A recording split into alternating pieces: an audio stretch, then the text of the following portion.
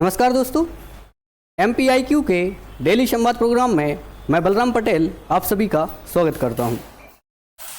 शुरुआत करते हैं आज के प्रोग्राम की।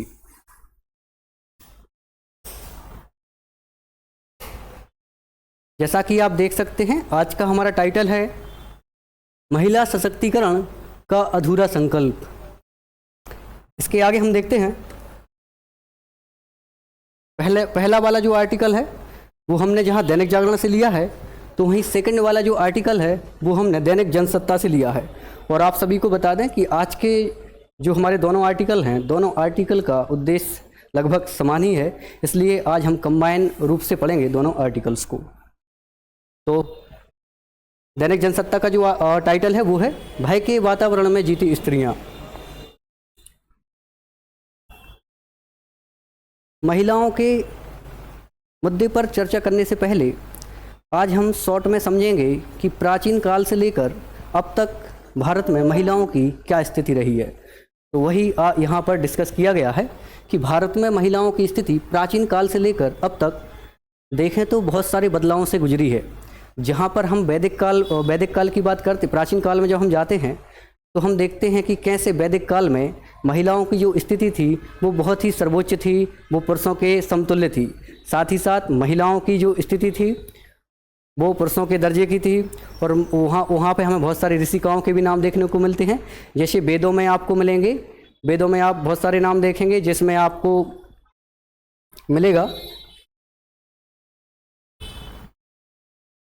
वेदों में जहाँ आपको मिलेंगे लोपामुद्रा, अपाला, घोषा, शर्मा, विश्वासरा, ऐसी विदुषी महिलाओं को आप देखेंगे, ऐसी ऋषिकाओं को आपको देखने मिलती हैं। और वहीं पर जब आप उपनिषद की बात करते हैं तो गार्गी और मैत्री जैसी विदुषी महिलाएं हमें देखने को मिलती हैं। तो प्राचीन काल में बहुत ही सर्वोच्च स्थिति थी प्राचीन काल में। और जब हम वैदिक काल की बात करते हैं तो बहुत ही उत्कृष्ट स्थिति थी महिलाओं की। लेकिन वैदिक काल के बाद जब बुद्ध काल आता है तो महिलाओं की स्थिति में गिरावट दर्ज देखने को मिलती है। उसका प्रमुख कारण था कि महिलाओं की जो हिस्सेदारी जहां पहले उत्पादनों के साधनों में हुआ करती थी, कृषि उत्पादनों में महिलाओं की जहां सहभागिता हुआ करती थी, वो अचानक से घट जाती है। उसका प्रमुख कारण था कि कृषि, जहां पहले वैदिक काल में कृषि में परिवार के सदस्यों की ही भागीदारी होती थी तो महिलाओं की भागीदारी सुनिश्चित होती थी। लेकिन बाद में कृषि का जो रकबा है बहुत बड़े पैमाने पर हो गया और आप देखेंगे कि श्रमिकों की और जो दास हैं उनकी भागीदारी कृषि में बढ़ गई, जिसके चलते महिलाओं की जो हिस्सेदारी है वो कृषि में घट गई। और आप जानते ही हैं, जब कभी भी आर्थिक हिस्सेदारी किसी की कम हो जाती है तो उसकी स्थिति में गिरावट आती है। इसके पीछे दूसरा महत्वपूर्ण कारण यह भी बताया जाता है कि उस टाइम पे आप देखेंगे तो जो वर्ण व्यवस्था है वो भी अपनी चरम सीमा पर थी। और जो उच्च जातियां हैं, जो उच्च वर्ण हैं, उनका आर्थिक संसाधनों पर अधिकार हुआ करता था, है ना। तो आप यहाँ पे देखेंगे कि महिलाओं को भी, यदि आप चाहते हैं कि जाति व्यवस्था, वर्ण व्यवस्था सफल उसका संचालन हो सके, तो इसके लिए आवश्यक था कि महिलाओं को भी पुरुषों के अधीन लाया जाए। तो आप देखेंगे प्राचीन काल में महिलाओं की स्थिति भी बुद्ध काल के बाद जहाँ पर उसमें भी गिरावट दर्ज देखने को मिलती है। अब जब हम आगे चलते हैं और देखते हैं तो मध्यकाल में आप देखेंगे तो महिलाओं की स्थिति में और ज़्यादा गिरावट आती है। और यहाँ पर महिलाओं को पुरुषों की दासी के रूप में रखा जाता है। महिलाओं का जो हिस्सा है वो जहाँ पुरुषों के समतुल्य होना चाहिए था, उसमें भी आप यहाँ पर मध्यकाल में हमें गिरावट देखने को मिलती है। और जब बात आधुनिक काल की आती है तो मॉडर्न युग में तो महिलाओं की बहुत ही अच्छी स्थिति है। और आज हम देख सकते हैं कि वर्तमान में महिलाएँ सरपंच से लेकर राष्ट्रपति के महत्वपूर्ण पदों पर आसीन हैं। और यहाँ पे मैं बता दूं कि वर्तमान में महिलाएं, जो महिला पहले हवाई चप्पल पहनती थी, आज वो महिला हवाई जहाज़ भी उड़ा रही है। और साथियों यहाँ पे बता दें, वो मात्र हवाई जहाज़ ही बस नहीं उड़ा रही, बल्कि फाइटर प्लेन भी अब महिला उड़ा रही है। एग्जाम्पल के तौर पर अवनी चतुर्वेदी का नाम हम रीवा से देख सकते हैं, जो हमारे मध्य प्रदेश से ही हैं। हम मध्य प्रदेश के, हमें गर्व करने वाली बात है। इसके बाद आप देख सकते हैं कि देश को हाल ही में आप सभी को पता है कि देश को 15वें राष्ट्रपति के रूप में माननीय द्रौपदी मुर्मू जी मिली हैं, जो कि देश की पहली आदिवासी महिला राष्ट्रपति है। तो कैसे आप देख सकते हैं वर्तमान का जो युग है, आप वर्तमान के हर एक सेक्टर में देख सकते हैं महिलाओं की जो हिस्सेदारी है वो अच्छी खासी है, महिलाओं की स्थिति उत्कृष्ट है, महिलाओं का स्थान बहुत ही उच्च है। अब बात आती है, ये तो हमने बात की बहुत ही शॉर्ट फॉर्म में प्राचीन काल से लेकर अब तक महिलाओं की क्या स्थिति है और महिलाओं की स्थिति में क्या क्या बदलाव हमें समय के सापेक्ष में देखने को मिले हैं। अब बात करते हैं कि महिला सशक्तिकरण का अधूरा संकल्प। जी हाँ, अब हम बात करते हैं हाल ही में कोलकाता में हुई घटना की। सर्वविदित है कि कोलकाता में जो ट्रेनी महिला डॉक्टर थी उसके साथ न केवल रेप हुआ बल्कि उसकी जो बॉडी है उसको भी छत बिछत कर दिया गया। तो ट्रेनी महिला डॉक्टर के साथ रेप एंड मर्डर की घटना हमें कोलकाता में देखने को मिलती है और इस घटना ने न केवल पूरे देश को झकझोर दिया है बल्कि मानव समाज पर भी प्रश्न चिन्ह खड़े किए हैं। इस घटना ने मानव समाज को शर्मसार कर दिया है और मानव समाज पर अब प्रश्न यह है कि हमारा समाज किस दिशा में जा रहा है। जहां आप देखेंगे कि लगातार निर्भया का कांड हुआ 2012 में, उसके बाद आप देखेंगे कि लगातार ही महिलाओं के प्रति कुत्सित सोच के कारण लगातार अपराध बढ़ रहे हैं। तो महिलाओं के प्रति लगातार अपराध बढ़ ही रहे हैं हमारे समाज में। अब क्वेश्चन उठता है कि हमारा समाज जा के सोच रहा है। वहीं बात करते हैं साथियों, यदि यह घटना घटित ना हुई होती तो आप देखेंगे कि जो महिला डॉक्टर है उसने कितना कड़ा संघर्ष किया होगा, कितनी उसने कड़ी मेहनत की होगी इस मुकाम को पाने में, और ना जाने कितने सारे उनके संकल्प रहे होंगे और ना जाने महिला ट्रेनी डॉक्टर के कितने सारे स्वप्न रहे होंगे। और देश के लिए भी गर्व की बात हो सकती थी, देश को शायद एक अच्छा डॉक्टर मिल सकता था।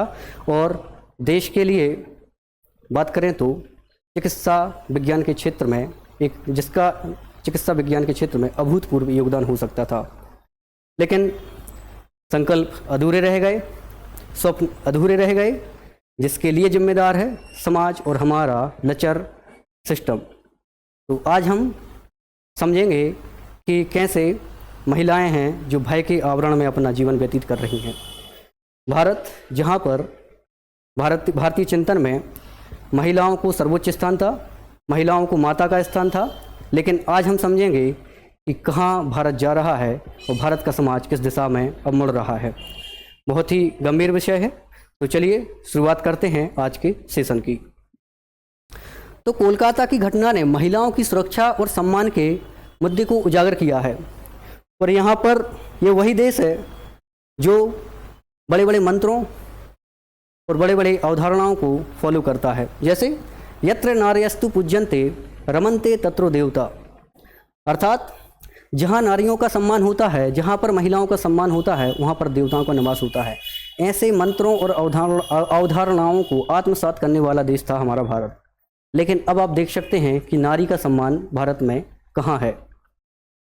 देश का संविधान सभी को बिना किसी लिंग भेद के सम्मानजनक जीवन जीने का अधिकार प्रदान करता है। बिल्कुल, स्वतंत्रता और शिक्षा का अधिकार हमें तो हमारा संविधान ही देता है। तो फिर आज महिलाओं के अधिकार क्यों छीने जा रहे हैं? आज महिलाओं की स्वतंत्रता और सुरक्षा का ध्यान क्यों नहीं रखा जा रहा है? क्या किसी देश के लिए स्वतंत्रता का बस इतना ही मतलब होता है कि उसकी सीमाओं का स्वतंत्र हो जाना? इसके अलग स्वतंत्रता का कोई और अलग मतलब देखने को नहीं होता है? क्या महिला ट्रेनी डॉक्टर के साथ कोलकाता के आरजीकर कॉलेज में जो घटना हुई है उसके पीछे उनका जो पूरा परिवार है, तो क्या वास्तव में आज हम आज़ादी का 78वां स्वतंत्रता दिवस मना रहे हैं और जिसकी थीम है विकसित भारत, तो क्या वाकई में महिला ट्रेनी डॉक्टर का जो परिवार है वाकई में वो स्वतंत्र फील कर रहा है? वाकई में उसने आज़ादी आज पा ली है? इन सभी क्वेश्चंस को आज हम समझने का प्रयास करेंगे। अब कोलकाता में जो महिला ट्रेनी डॉक्टर के साथ जो घटना हुई है उसके पीछे आप देखेंगे घुलमुल रवैया देखने को आता है स्थानीय प्रशासन का, साथ ही साथ कॉलेज प्रबंधन के साथ ही वहाँ की जो पुलिस महकमा है वो पूरा संदिग्ध के दायरे में आता है। और इस घटना में आप देखेंगे कि एफआईआर से लेकर प्रारंभिक जांच भी साथियों पूरी संदिग्ध के दायरे में है। और हमारी पुलिस व्यवस्था तो इतनी गजब की है पश्चिम बंगाल में जो हमें देखने को मिलता है, क्योंकि पश्चिम बंगाल की राजधानी कोलकाता में इतनी बड़ी घटना घटित होती है और वहाँ पर भी आप देखेंगे जो घटना स्थल है वहाँ पर सबूत मिटाने के लिए भी एक गैदरिंग होती है, वहाँ पर भीड़ इकट्ठा होती है। और सीबीआई ने भी यह बताया है कि ऐसा सबूतों के साथ छेड़खानी हुई है और सबूतों को मिटाने का प्रयास यहाँ पर किया गया है। तो देख सकते हैं आप किस ओर हम जा रहे हैं। यह घटना देश की बेटियों को चिंतित व हतोत्साहित करेगी। साथियों, कोलकाता जैसी घटनाएं उन महिलाओं को तो जरूर हतोत्साहित करेंगी या उन महिलाओं के पैरों में जरूर बेड़ियां बांधेंगी जिन महिलाओं ने सोच के रखा है, जो महिलाएं अकादमिक और कामकाजी क्षेत्र में अपने आप को सिद्ध करने के लिए जो महिलाएं जुटी हैं, उनके पैरों में बेड़ियां बांधेंगी इस प्रकार की घटनाएं। और ये एकमात्र घटना नहीं है साथियों, आप देखने अभी हम डिस्कस करेंगे कि कैसे घटनाओं की पूरी एक श्रृंखला है, और ये तो प्रमुख घटना है जो आज हमने अपने सेशन में ली हैं।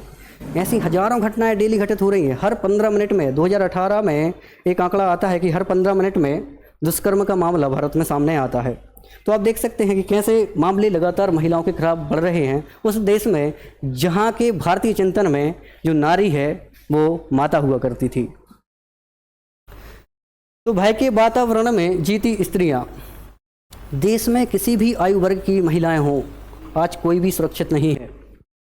घर के आंगन से लेकर चाहे स्कूल कॉलेज हो या समाज का कोई भी हिस्सा हो, आप देखेंगे महिलाएं आज सुरक्षित नहीं हैं। जहां आप देखेंगे कि कैसे चाहे बच्ची चौथी क्लास की हो या 4 वर्ष की हो या फिर स्नातकोत्तर में स्नातकोत्तर में चिकित्सा विज्ञान की छात्रा ही क्यों ना हो, अब उसके साथ भी दुष्कर्म हो रहे हैं। उसका मार्ग पूरी तरह से अवरुद्ध किया जा रहा है। आगे हम देखते हैं कि शिक्षा के पहले पड़ाव से लेकर कुछ बन जाने वाली बेटियां भी अभी सुरक्षित नहीं हैं। चाहे बेटी चौथी क्लास में पढ़ रही हो या फिर स्नातकोत्तर में चिकित्सा विज्ञान की छात्रा ही क्यों ना हो, सभी अब दुष्कर्म का शिकार हो रही हैं हमारे देश में। कितना सुरक्षित है हमारा देश, बहुत ही वाजिब क्वेश्चन है। जब बेटी का जन्म होता है, यहाँ पे मैं बता दूं साथियों, भारत का समाज देखिए आप, जब बेटी का जन्म होता है तो जहाँ पर पहले बेटी को देवी के रूप में माना जाता था और ऐसा बोला जाता था कि देवी का जन्म हुआ है, बेटी के जन्म स्वरूप को देवी का दर्जा जहाँ पे दिया जाता था, आज उसी भारत में आप देखेंगे जब कोई माता बेटी को जन्म देती है तो बेटी के तिरस्कार के साथ ही माता का भी तिरस्कार समाज में किया जाता था। आज हम इस प्रोग्राम के माध्यम से समझेंगे, इस सेशन के माध्यम से, कि कैसे जब बेटी का जन्म होता है तब से लेकर जब 60 साल तक की जो महिला होती है उसके साथ कैसा व्यवहार आज हमारे देश में हमें देखने को मिल रहा है, कैसा दुर्व्यवहार आज हमारे देश में महिलाएं झेल रही हैं, उन सबको समझने का आज प्रयास करेंगे। जब बेटी 4 वर्ष की हो जाती है, आप देखते हैं पूरी एक श्रृंखला है, सीरीज की बात करते हैं स्टार्टिंग से लेकर लास्ट तक, कैसे महिलाएं भारत देश में दुर्व्यवहार का शिकार हो रही हैं, कैसे उनके साथ यौन उत्पीड़न किए जा रहे हैं। यह पूरी श्रृंखला आप ईयर बाई ईयर एक पूरी लिस्ट बन सकती है। कुछ एक को मैंने यहाँ पर शामिल किया है। आप देख सकते हैं कि जब बेटी 4 वर्ष की हो जाती है, हमने समझ लिया जब जन्म होता है तो कैसे माता और बेटी का तिरस्कार किया जाता है, और वहीं बेटी जब थोड़ी बड़ी होती है और जब बच्ची की उम्र 4 वर्ष हो जाती है तो एक घटना आती है महाराष्ट्र के बदलापुर से, और उसमें देखने को मिलता है कि 4 वर्ष की 2 बच्चियों के साथ यौन शोषण का मामला उजागर हो जाता है।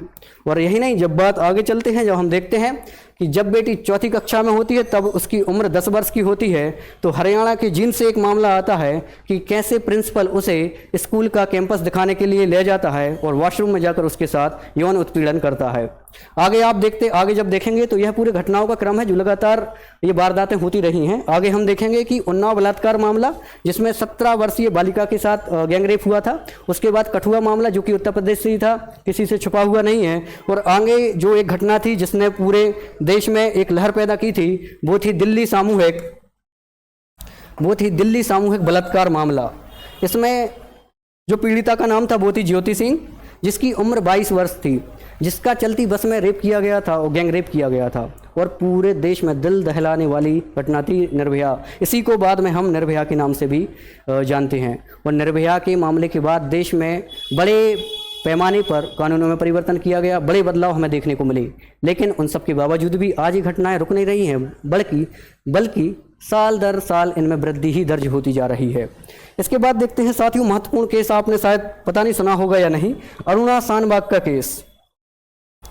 अरुणा शानबाग, बहुत ही जघन्य अपराध भारत में देखने को मिलते हैं। अरुणा शानबाग नर्स थी, और आप देखेंगे कि बॉय अटेंडेंट जो कि इनके वार्ड का जो बॉय अटेंडेंट था वो आता है और इनके साथ रेप की घटना को अंजाम देता है। और साथियों यहाँ पे बता दें, इस रेप की घटना से अरुणा शानबाग इनको इतनी ज़्यादा आघात पहुंची, मानसिक रूप से इतनी ज़्यादा वो चोटिल हुई कि 42 वर्ष तक वो कोमा में रहीं। 42 वर्ष तक कोमा में रहीं, उनके साथ जो वारदात घटित हुई थी। देख सकते हैं कितना गंभीर मामला है हमारे देश में चल रहा है। वहीं पर हाल ही में हम कोलकाता की घटना को भूले ही नहीं थे कि एक मामला उत्तराखंड से आ जाता है और उत्तराखंड में कैसे नर्स के साथ रेप होता है, फिर उसके बाद उसके शरीर को छत बिछत कर दिया जाता है, उसका मर्डर कर दिया जाता है। तो उत्तरोत्तर हिंसा भारत में अब देखने को मिल रही है और बहुत ही भयानक स्वरूप में अब देखने को मिल रही है। अब हम यहीं नहीं रुकते हैं, बल्कि अब देख सकते हैं कि विदेशी पर्यटकों के साथ भी भारत में रेप एवं यौन उत्पीड़न के मामले देखने को मिलते हैं। सभी जानते हैं चर्चित घटना थी, स्पेनिश टूरिस्ट आई थी झारखंड में और उनके साथ वहां पर गैंगरेप हो जाता है। वो अपने पति के साथ घूम रही थी। कितना सुरक्षित है हमारा भारत। राष्ट्रीय अब समझते हैं डेटा के माध्यम से कि एनसीआरबी की रिपोर्ट आती है और एनसीआरबी के आंकड़ों के अनुसार वर्ष 2016 से लेकर 2022 तक बच्चों की यौन उत्पीड़न के जो मामले हैं उनमें 96% की वृद्धि हुई है। 2016 से लेकर 2022 तक 96% की वृद्धि हुई है बच्चों के यौन उत्पीड़न के मामलों में। वहीं जब आगे चलते हैं तो जब आप देखते हैं कि जब स्त्रियों का जो जीवन है वो पहले पड़ाव पर ही सुरक्षित नहीं है तो भविष्य में उनका जीवन क्या होगा, भविष्य में उनके साथ क्या होगा, इसकी क्या गारंटी है और इसकी क्या कल्पना की जा सकती है। इस देश में क्या खौफनाक जीवन उनका हो सकता है भविष्य में। साथियों, यहाँ पर जिस महिला के साथ रेप की घटना होती है वो तो सामाजिक, आर्थिक और मानसिक रूप से चोटिल होती ही है, लेकिन उसके साथ जो उसका परिवार होता है आप अंदाज़ा नहीं लगा सकते वो कितना इससे विक्षिप्त हो जाता होगा, कितनी ज़्यादा उनको चोट पहुँचती होगी, कितना बड़ा आघात उनको होता होगा इस घटना के पीछे। और परिजन आप देख सकते हैं कि 78वां स्वतंत्रता दिवस हम मना रहे हैं। विकसित भारत इस वर्ष के स्वतंत्रता दिवस की थीम है और आप देख सकते हैं एक परिवार पूरी तरह से परतंत्रता का जीवन महसूस कर रहा है आज इस देश में। तो कैसे आप देख सकते हैं कि कोई स्वतंत्रता दिवस यहाँ पे नहीं मना पा रहा है क्योंकि उसकी बहन गई है, किसी की माँ गई है, किसी की बेटी गई है। तो आप देख सकते हैं। आगे जब हम देखते हैं कि ह्यूमन राइट्स वॉच नामक संस्था की रिपोर्ट आती है और उसमें बताया जाता है कि भारतवर्ष में हर साल लगभग 7200 नाबालिग दुष्कर्म का शिकार होती हैं। तो हर साल 7200 7200 और आगे हम समझेंगे कि भारत में दुष्कर्म तो बहुत सारे होते हैं, लेकिन कुछ एक ही मामले हैं जिनमें दोष सिद्धि हो पाती है। भारत में दोष सिद्धि की जो दर है वो बहुत ही कम है। इसको हम समझेंगे एक डेटा के माध्यम से।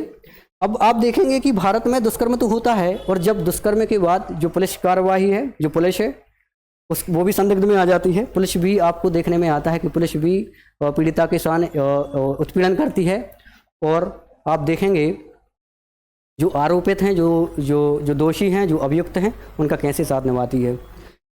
और प्रतिशोध व सम्मान के चलते बहुत सारी हमारी बेटियां, बहुत सारी महिलाएं, बहनें ऐसी हैं जो पुलिस तक नहीं पहुंच पाती, जो मामले ही दर्ज नहीं कराती हैं, बल्कि उस मैटर को अपने अंदर ही घुटन के रूप में पी जाती हैं।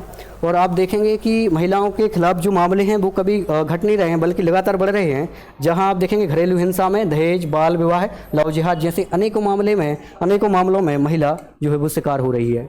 देखते हैं, एक यहाँ पे पूरा रिपोर्ट है और इस रिपोर्ट में आप देख सकते हैं कि दुष्कर्म मामलों में बहुत कम है दोष सिद्धि की दर। भारत में आप देखेंगे कि अन्य देशों की अपेक्षा बहुत कम ही है दुष्कर्म की जो दर है। यहाँ पे समझते हैं कि 2012 से क्या बदला है। निर्भया कांड हुआ था वर्ष 2012 में और लड़की का नाम था, पीड़िता का नाम था ज्योति सिंह, हम सभी जानते हैं, जो बाद में निर्भया कहलाई। इसके बाद बहुत बड़े परिवर्तन देश में किए गए और आप देखते हैं कि निर्भया कांड के बाद 2012 में जब निर्भया कांड हुआ था उसी समय 2012 में पूरे देश में 25,000 बलात्कार के मामले दर्ज किए गए थे। उसके बाद आप देखेंगे कि हर साल 2020 को छोड़ दें तो हर साल 30,000 मामले रेप के दर्ज किए गए भारत में। और वहीं पर 2016 में तो आंकड़ा इतना गजब का हो गया कि इतना भयानक आंकड़ा, खतरनाक आंकड़ा हो गया कि 29,000 मामले पहुंच गए 2016 में वार्षिक।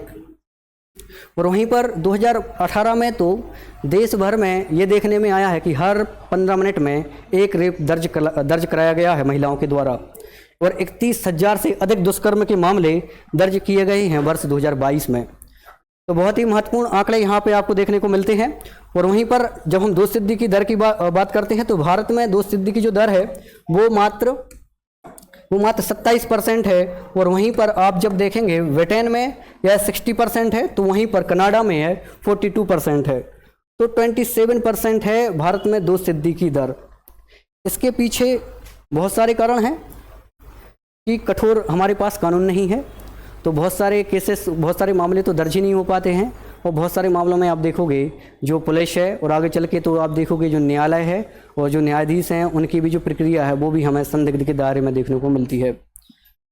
फिर हैदराबाद की घटना हम सभी से छुपी नहीं है, जहां पर जो वेटनरी डॉक्टर थी उनके साथ रेप की घटना हुई और फिर उनको जला भी दिया गया। तो देख सकते हैं कितना भयानक कुकृत्य उनके साथ हुआ था, और फलस्वरूप उसमें 3 नाबालिग थे और पूर्णतः आप देखें तो 4 आरोपी थे, और 4 ही अभियुक्तों को आप देखेंगे पुलिस ने एनकाउंटर के द्वारा उनको मार गिराया था।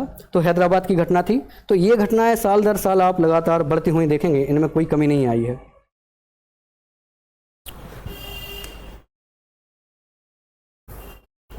अब बात करते हैं देश के सांसदों की और विधायक की, जो देश का विधान बनाते हैं, जो देश की संसद चलाते हैं, जो देश को चलाने में अपनी सहभागिता सुनिश्चित करते हैं, उनके आंकड़े भी अब हम देखते हैं। एक रिपोर्ट के अनुसार जानकारी मिलती है कि देश में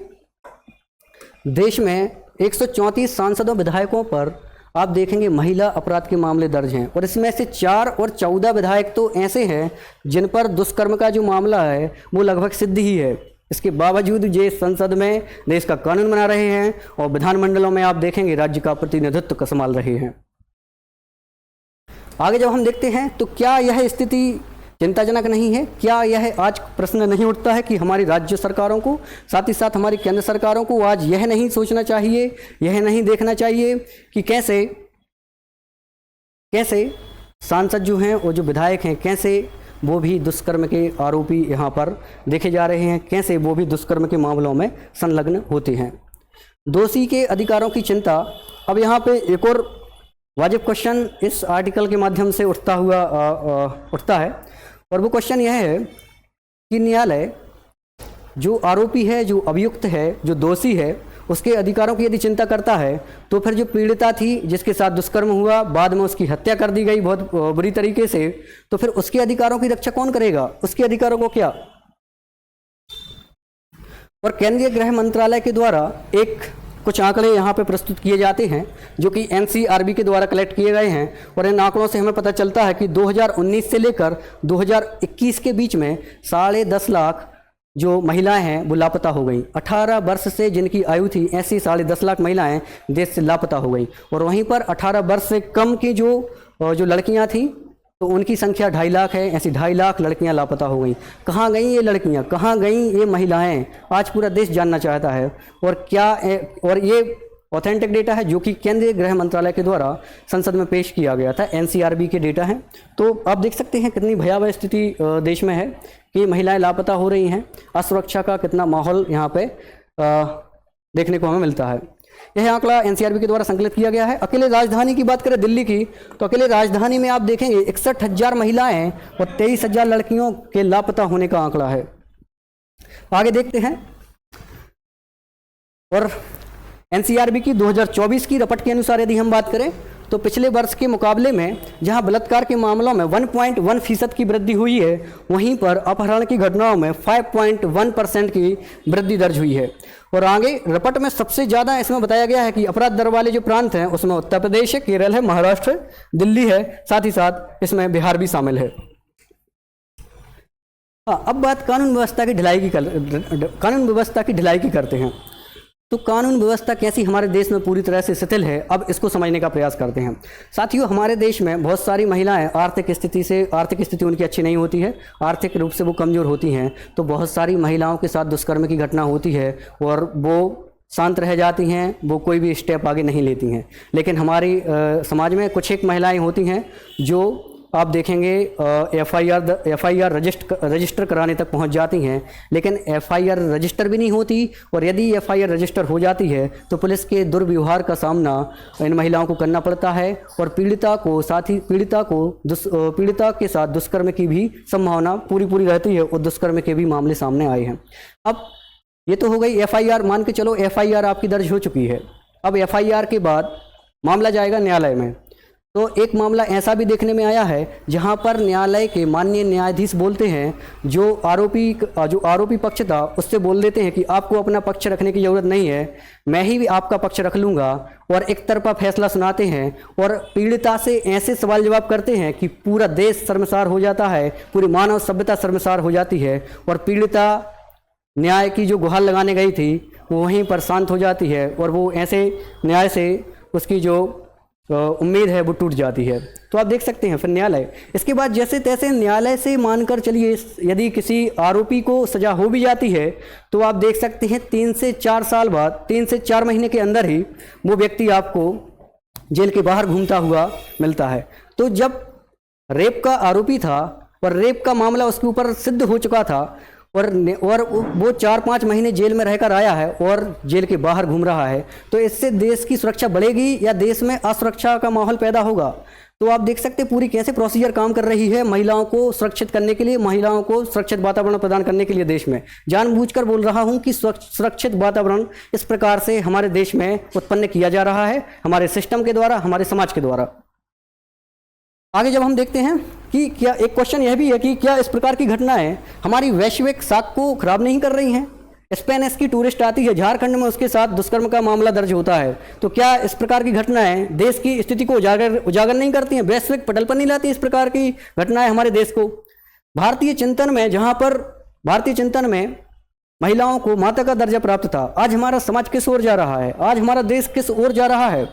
और वहीं बात करते हैं कि पहले जहां नारी के सम्मान में भगवान श्री राम ने, आप देखो, रावण ही नहीं पूरी लंका को ध्वस्त कर दिया था, और जहां पर नारी के सम्मान में, जिस देश में नारी के सम्मान में महाभारत हो जाया करती थी, आज उस देश में हम कहां पहुंच गए हैं कि रेप जैसी घटनाएं हो रही हैं। ना केवल घटनाएं बल्कि छत विक्षत भी कर दिया जा रहा है उनकी जो डेड बॉडी है। तो इस प्रकार के मामले हमें उस देश में मिल रहे हैं जहां पर भगवान श्री राम के द्वारा माता सीता के साथ दुर्व्यवहार के चलते रावण ही नहीं बल्कि पूरी लंका को भी ध्वस्त कर दिया गया था। और वहीं आप देख सकते हैं नारी के सम्मान में महाभारत हो जाया करता था, उस देश के निवासी हैं हम। और वहीं पर इस प्रकार की जो लगातार घटनाएं हो रही हैं, जो कि हमने सीरीज देखी है, पूरी सीरीज ऑफ इंसिडेंट्स देखी है जो कि दुष्कर्मों से संबंधित है, तो क्या ये सभी घटनाएं देश में गंभीरता पैदा नहीं कर रही हैं? क्या आज हमारी संसद और राज्य विधानमंडलों को इस पर गहन चिंतन नहीं करना चाहिए? क्या यह चिंता का विषय नहीं है? आगे देखते हैं कि आज पूरे देश में सभी स्वतंत्र हैं और संविधान के अनुसार सभी को स्वतंत्रता का अधिकार है, लेकिन ट्रेनी महिला डॉक्टर आरजीकर कॉलेज में जो ट्रेनी महिला डॉक्टर थी, उसके स्वतंत्रता और उसके सुरक्षा संरक्षा के अधिकार का आज क्या? और वहीं पर आप देखेंगे एनसीआरबी का डेटा आता है, 10.5 लाख 18+ एज की जो महिलाएं हैं वो लापता हो जाती हैं, और वहीं पर 18 लेस की जो महिलाएं हैं वो 2.5 लाख जो लड़कियां हैं वो भी लापता हो जाती हैं। कहाँ गई ये महिलाएं और क्यों गई? इसके पीछे क्या लॉजिक है? क्या ये आंकड़े केंद्र और राज्यों के लिए चिंता का विषय नहीं है? आगे देखते हैं कि महिलाओं की सुरक्षा के लिए अब बात करते हैं। साथियों, ऐसा नहीं है कि हमारे देश में कानून नहीं है, बहुत सारे कानून बने हैं महिलाओं की सुरक्षा के लिए, महिलाओं के खिलाफ बढ़ते अपराधों को रोकने के लिए। हमारे देश में आप देखेंगे कि कानूनों की पूरी एक श्रृंखला है ना। तो कुछ कानूनों को यहाँ पे हम देख लेते हैं। जो ये कानून बहुत ही सख्त हैं और बहुत ही कम समय में सुनवाई का आश्वासन भी लोगों को देते हैं, लेकिन इसके बावजूद आप देख सकते हैं देश में जो बढ़ती अपराध की जो घटना है महिलाओं के प्रति, वो साल दर साल बढ़ती ही जा रही हो, उसमें कोई भी कमी नहीं आ रही है। कुछ कानूनों के बारे में हम जिक्र करते हैं, क्या क्या सुरक्षा उपाय हमारी सरकारों के द्वारा किए गए हैं। तो देखते हैं कि घरेलू हिंसा से महिलाओं का संरक्षण, the protection of women's from sexual harassment act 2005, the protection of women's from domestic violence act 2005, और वहीं पर बीएनएस की धारा 69 में लिखा गया है कि धारा के मुताबिक शादी, रोजगार या छल करके महिला के साथ यदि यौन उत्पीड़न किया जाता है तो 10 साल की सजा के साथ ही कड़े प्रावधान भी हैं और इसमें जुर्माने का भी प्रावधान किया गया है। आगे जब हम देखते हैं तो यहाँ पे डॉवरी प्रोविजन एक्ट 1961 आता है, साथ ही साथ महिलाओं का यहाँ पे incident representation of women's provision act 1986 आता है, साथ ही साथ the sexual harassment of women at work place तो प्रिवेंशन प्रोविजन और रिड्रेसल एक्ट 2013, तो ये भी हमें देखने को मिलता है। साथ ही साथ बाल विवाह निषेध अधिनियम 2006 आता है। इसके बाद आप देखेंगे किशोर न्याय बच्चों की देखभाल और संरक्षण अधिनियम 2015 भी हम लेके आ गए। साथ ही साथ एक महत्वपूर्ण एक्ट आया था जो था child right protection of child right commission act 2005 जो कि हमारे जो बच्चे हैं उनकी बालिकाओं के बालकों के संरक्षण के लिए यह अधिनियम आया था, बाल अधिकार संरक्षण आयोग अधिनियम 2005। और वहीं पर बाल विवाह निरोधक अधिनियम 1978 आया था। साथ ही साथ सती प्रथा निवारण अधिनियम 1987 भी आया था। इसके साथ ही हम लेके आ गए यौन अपराधों से बच्चों का संरक्षण अधिनियम 2012। तो protection of child from sexual crimes act ये 2012 का था। साथ ही साथ यौन अपराधों के लिए प्रभावी कानून रोकथाम के लिए आपराधिक जो कानून था, जो क्रिमिनल लॉ 2013 का था, फिर उसी में संशोधन करके हम क्रिमिनल लॉ अमेंडमेंट एक्ट 2018 भी लेके आए, जिसके तहत आप प्रावधानों में देखेंगे कि कोई भी दुष्कर्म का मामला आता है तो 2 माह के अंदर उस मामले की जो है पूरी कार्रवाई होनी चाहिए, और न्यायालय के द्वारा, साथ ही साथ पूरे सिस्टम के द्वारा, और उसको 2 माह के अंदर ही सजा मिल जानी चाहिए। तो तुरंत कार्रवाई के लिए ये सब नियम बनाए गए थे। लेकिन आप देख सकते हैं महिलाओं की सुरक्षा के लिए टोल फ्री नंबर, तो महिलाओं की सुरक्षा के लिए 24 घंटे उपलब्ध टोल फ्री नंबर था 1090, जिस पर आप छेड़खानी, अत्याचार और अन्य तरह की शिकायतें दर्ज कर सकते हैं। रेल यात्रा के दौरान यदि कोई महिला के साथ छेड़खानी की जाती है या कोई महिला को परेशान किया जाता है तो वहाँ पर एक नंबर जारी किया गया था, वो था 182। इस पर आप कॉल कर सकते हैं। साथ ही निर्भया का जो केस हुआ था वर्ष 2012 में, उसके बाद SOS बटन दबाने पर आपको ऑडियो वीडियो के साथ ही आपकी लोकेशन पहुंच जाएगी। उसके लिए यहाँ पर निर्भया जो ऐप था, इसको भी आप डाउनलोड कर सकते हैं। और SOS मतलब सेव अवर सॉल्व, इस बटन को आप प्रेस करते ही आप पाएंगे कि आपकी ऑडियो वीडियो लोकेशन भी शेयर कर दी गई है। और फिर करीब 6 वर्ष पहले हम महिला सुरक्षा प्रभाग लेके आ गए। इसका उद्देश्य ये था कि कार्यस्थलों पर महिलाओं की सुरक्षा करना है, साथ ही साथ उनके कार्यस्थलों को सुरक्षित एवं संरक्षित के साथ ही स्वच्छ भी बनाना है। और इसका प्रमुख उद्देश्य ये भी था कि महिलाओं की सुरक्षा के लिए जो कानून बनाए गए हैं उनको और सशक्त करना था, उन कानूनों की समीक्षा करनी थी। तो करीब 6 वर्ष पहले हम लेके आ गए महिला सुरक्षा प्रभाग। लेकिन आप देखेंगे घटनाओं में कोई कमी दर्ज नहीं होती है। आगे चल के अभी देखेंगे, रिसेंटली 3-4 दिन पहले ही सीबॉक्स पोर्टल भी महिला एवं बाल विकास मंत्रालय के द्वारा लॉन्च कर दिया गया है। तो वर्तमान में हमारी महिला एवं बाल विकास मंत्री हैं अन्नपूर्णा देवी के द्वारा 29 अगस्त को सीबॉक्स पोर्टल लॉन्च कर दिया गया है। यह भी महिलाओं के साथ जो यौन उत्पीड़न के जो मामले आ रहे हैं, दुष्कर्म के मामले आ रहे हैं, और कार्यस्थल पर उनके जो कार्य हैं उनको सुरक्षित और संरक्षित करने के लिए सीबॉक्स पोर्टल भी अब लॉन्च कर दिया गया है। साथियों, ये था आज का हमारा सेशन, और आज का हमारा पूरा प्रोग्राम महिलाओं को समर्पित था, महिलाओं की सुरक्षा को लेकर था। और हमने समझा कि कैसे महिलाओं के साथ जो दुष्कर्म के मामले हैं वो लगातार बढ़ते ही जा रहे हैं। इसके पीछे मानव की जो कुत्सित सोच है, जिसका परिणाम आज महिलाओं के प्रति हमें देखने को मिलता है अत्याचारों के रूप में। आज महिलाएं कहीं भी सुरक्षित नहीं हैं, हम सभी ने देखा, और कोई भी आयु वर्ग की महिलाएं आज सुरक्षित नहीं हैं। तो आज समय आ गया है कि हम सभी एकत्रित हों, चाहे वो गांव के व्यक्ति हों, चाहे समाज के हों, चाहे परिवार के हों। तो गांव, समाज, परिवार आज सभी को एक साथ आने की ज़रूरत है। चाहे वो कोई भी सेक्टर का हो, चाहे इंजीनियरिंग सेक्टर का हो, चाहे मेडिकल फील्ड का हो, चाहे कॉरपोरेटिव सेक्टर हो, चाहे प्राइवेट सेक्टर हो, चाहे पब्लिक सेक्टर हो, कोई भी सेक्टर का व्यक्ति हो, आज सभी को एक साथ आने की ज़रूरत है।